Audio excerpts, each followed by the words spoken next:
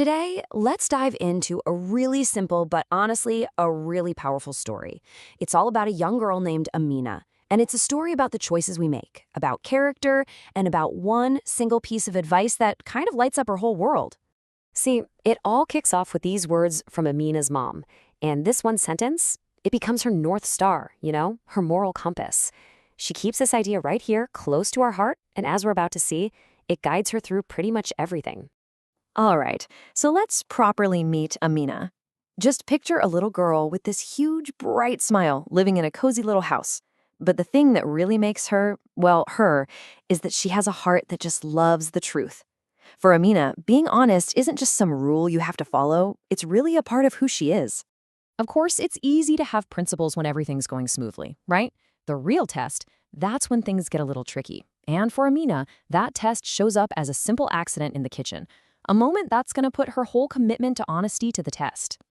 Oh, you can just hear that sound, can't you? That sudden, sharp crash. A plate slips, and just like that, it's in a million pieces on the floor. And for Amina, this isn't just about a broken plate. It's a moment of pure panic. Her heart starts racing, and that cold feeling of fear just washes over her. So, this is it. This is the big moment. In that flash of fear, she's got a decision to make. And it's a question we've all been asked in one way or another, haven't we? What do you do when you've messed up and you're terrified of the consequences? And here's the battle going on inside her head. You've got the easy path whispering, just hide the pieces, say nothing. Then there's the honest path, the harder path, which says, go tell Umi the truth, just admit it was an accident. It's a real choice between fear and courage. So how does she make that leap from fear to truth? Well, it happens in stages. First, she lets herself feel that fear. But then, she remembers her mother's words. She remembers her guiding principle. And that memory, that's what gives her the strength to just take a deep breath, calm her racing heart, and do what she knows is right.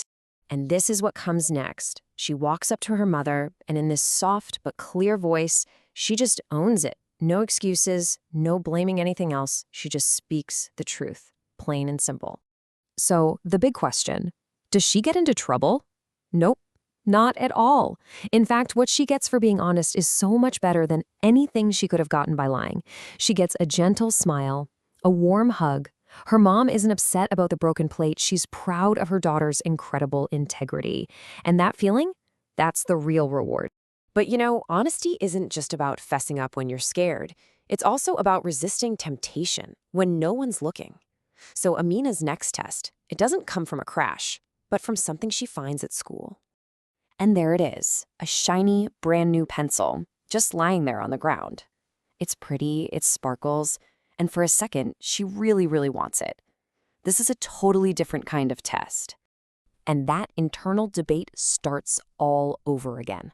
One part of her is thinking, just keep it. I mean, who would even know? No one saw you. But that other, stronger voice, the one guided by her principle, says it's not yours. The honest thing to do is return it. It's that quiet little struggle between what you want and what's right. And just look at what happens because she made the honest choice. She hands the pencil to her teacher, and a little while later, its owner is found. And the pure joy in that little girl's voice, the happy tears, that's a whole different kind of reward. This time, Amina's honesty didn't just make her feel good, it brought a ton of happiness to someone else. So Amina has faced down fear, and she's resisted temptation. The story now winds down, not with another big challenge, but with this incredible feeling of inner peace that you can only get from living truthfully. So that night, before bed, Amina makes what's called a dua.